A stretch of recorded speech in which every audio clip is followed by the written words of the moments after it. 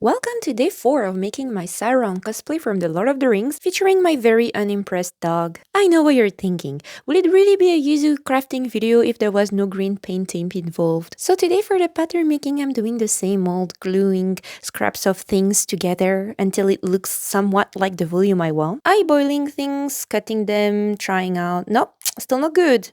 Adding more stuff, eyeballing things, cutting them. Oh, okay, looks good now. No, but seriously, I've been wanting to do the big spike for a long time now. Eyeballing things more and oof, it's serious when I take off the cap with my mouth. Yeah, it's very serious as you can see.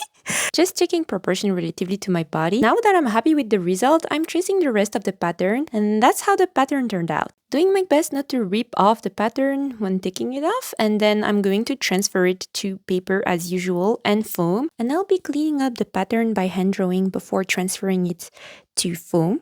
These are all the pieces I need to transfer, so I'm putting them on foam. And I don't want to brag, but I'm really good at cutting foam. I cut so straight. And again, I don't want to brag, but like, can a girl be happy and proud of one skill that she has? Yeah, look how beautiful this is. And here's the very satisfying part of gluing everything together. And I thought it was interesting to see the 3 steps next to each other. It's like 3 generations. And here's the result of day 4. I tried the next morning because it was getting late. And of course, I need to pet my corgi because he's been such a good boy.